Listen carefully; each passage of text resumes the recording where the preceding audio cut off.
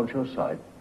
So I must explain to him that he has an unconscious, and that the dream is a manifestation of it, and if we succeed in analyzing the dream, we might get an idea about that power that makes him think like that.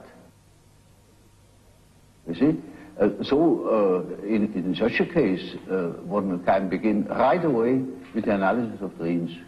Carl Gustav Jung es una de las grandes figuras de la psicología y psiquiatrías contemporáneas, quizá el más interesante discípulo de Sigmund Freud.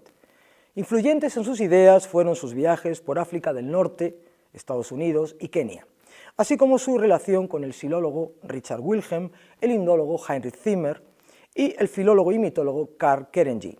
Entre sus libros figuran Sobre cosas que se ven en los cielos, Recuerdos, sueños y pensamientos, Sincronicidad, Psicología y alquimia, Psicología y religión, Simbología del espíritu y Símbolos de transformación.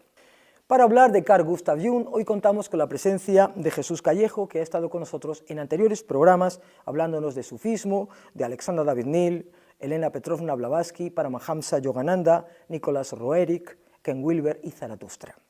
Es colaborador en distintos medios de comunicación, contertulio del programa de radio La Rosa de los Vientos y escritor que tiene en su haber más de una veintena de libros, entre los que destacamos Fiestas Sagradas, Bestiario Mágico, Secretos Medievales, Breve Historia de la Brujería, Enigmas Literarios y Las Profecías del Tercer Milenio. Buenos días, Jesús. Buenos días, María Teresa.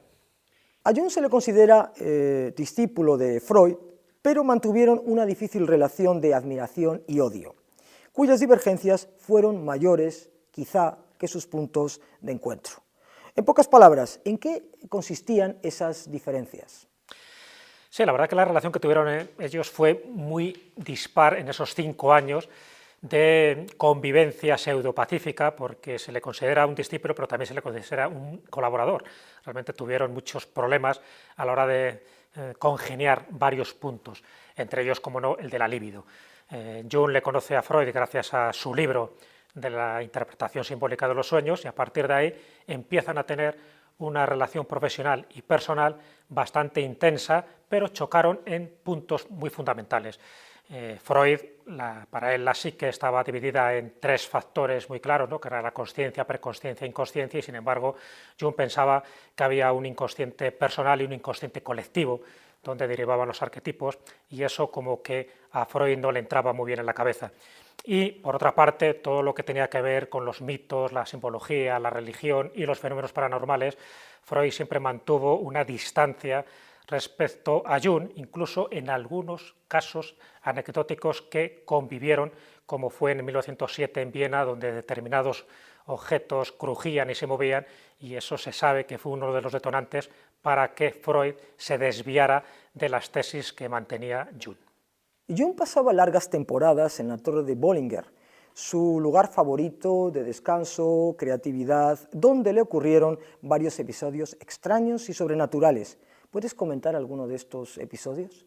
A Jung, para entenderle en su totalidad, hay que pensar que él tuvo un lugar, que era esta Torre de Bollinger, que él construyó a su medida, con todo tipo de simbolismo, de geometría sagrada, para recogerse en sus momentos de intimidad y meditación, y donde tuvo muchísimas de esas experiencias paranormales y que cuenta en su autobiografía. Hay tantas cosas que se podrían decir de él que incluso su hija mayor tenía sensaciones extrañas en ese lugar, hasta el punto que le llegó a decir que estaba construyendo en un lugar donde había muertos. Y luego, con el tiempo, cuando él hace distintas reformas en la Torre de Bollinger, se confirma que efectivamente ahí había personas muertas, era como una especie de cementerio de la época napoleónica, del año 1799, que él no podía saber, ni su hija podía saber, pero que estaba cargado todo aquello de un tipo de energías psíquicas que luego él vivió con distintas experiencias auditivas y visuales que tuvo a lo largo de todo el resto de la vida que pasó en la Torre de Bollinger. A Jung le interesó todo lo que ahora podríamos denominar ciencias ocultas, por ejemplo, la alquimia, la interpretación simbólica de los sueños, los fantasmas, el tarot, el espiritismo, la mediumnidad e incluso los ovnis, tema que abordó en su obra sobre las cosas que se ven en el cielo. ¿Cuál es tu teoría al respecto?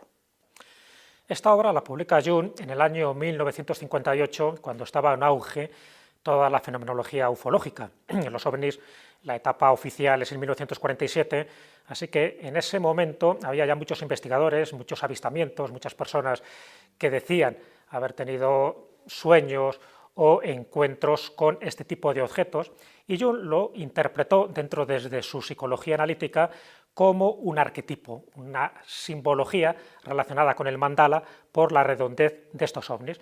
Así que su obra, que su título original era Un mito moderno sobre las cosas que se ven en el cielo, pensaba que tenía que ver con una proyección mítica, con el inconsciente colectivo, con uno de los arquetipos más recurrentes en la historia de la humanidad, y que, así como estaba basado en una realidad emocional, los avistamientos ovni, también decía que en muchos de los casos su naturaleza era psíquica y física. Es decir, no negaba el fenómeno, decía que era un fenómeno que tenía que ver mucho con el inconsciente colectivo y personal, pero también que se manifestaba en épocas de crisis. Y efectivamente esas teorías que él estableció en el año 1958 siguen siendo muy válidas actualmente, porque él dio una interpretación analítica y sociológica de un fenómeno que tiene muchas aristas, y una de ellas es lo que en su momento comentó Jung.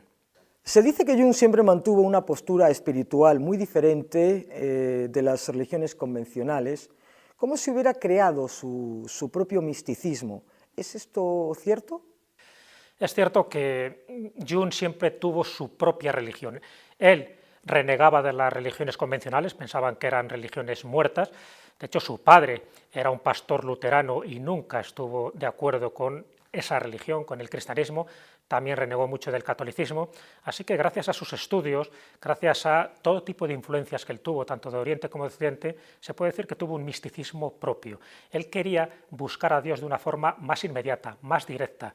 No quería intermediarios, no le gustaban las iglesias y no le gustaba ningún tipo de religión ortodoxa.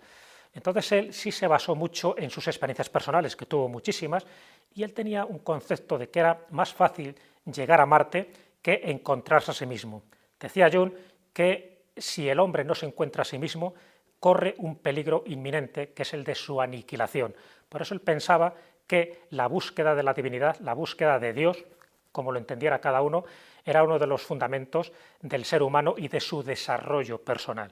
De ahí que él estuviera muy imbricado dentro de una tendencia gnóstica, que es ese esoterismo cristiano, más que en el cristianismo en sí. De hecho, llevaba un anillo gnóstico en su mano izquierda. Por lo tanto, muchas de sus obras, muchos de sus pensamientos tienen que ver con esa parte más mistérica y más gnóstica del mundo religioso. Jung sufrió un infarto de miocardio en 1944 que casi le cuesta la vida. Sin embargo, supuso para él el inicio de una nueva etapa y la visión trascendental del espacio y del tiempo, en el que tuvo una experiencia extracorporal. ¿En qué consistió esta experiencia?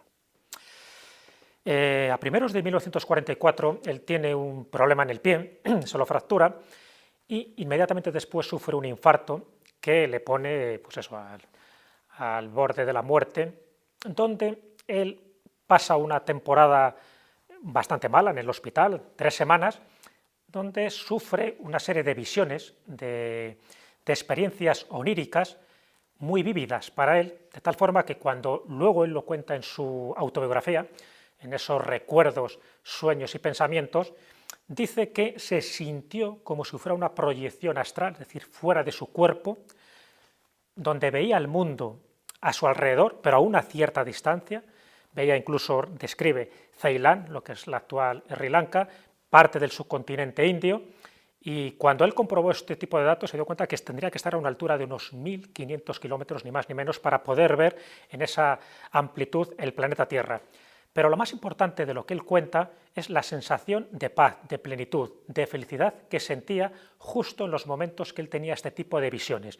Cuando despertaba por la mañana es cuando se sentía como si estuviera en una especie de cárcel, en unas celdas. Él tuvo como una visión de eso que en el Oriente se llamaría maya o ilusión. Es decir, vivimos en un mundo tridimensional donde cada ser humano está dentro de un compartimento, de una celda, y eso es lo que a él le repercutía como algo negativo. Donde él se sentía libre, donde se sentía feliz, era cuando tenía esta sensación de estar flotando en el espacio y de que todo formaba parte de él mismo. Entonces, cuando esto lo cuenta y se parece tanto a una experiencia mística de las muchas que conocemos por parte de otros maestros del mundo oriental, es cuando te das cuenta de que realmente esa experiencia le cambió hasta tal punto que muchas de las obras que publicó a partir de 1944 estaban influidas directamente por esta sensación que él estuvo cuando prácticamente estuvo entre la vida y la muerte. Mandala is just one typical archetypal form.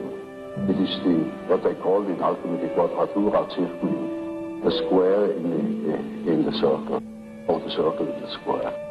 And it is an age-old symbol that goes right back in the prehistory of man, and is all over the earth.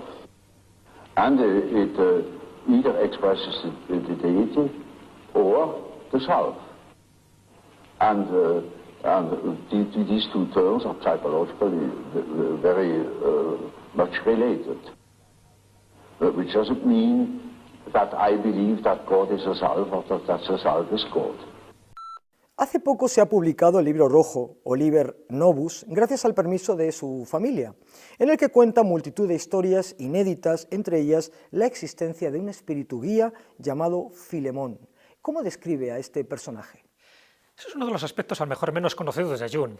De Jung, bueno, todo el mundo sabe ciertas cosas dentro de su psicoanalítica analítica y sobre todo pues todo aquello que contribuyó al desarrollo de la psiquiatría, pero se desconocen muchos de estos aspectos inéditos, ocultos, misteriosos, se podría decir que hasta esotéricos, y lo que él cuenta en este libro rojo, que se ha publicado en el 2009 y gracias a ese consentimiento de sus nietos, porque es un libro que se mantuvo en una caja fuerte durante todo este tiempo, desde que él muere en el año 1961 hasta ahora.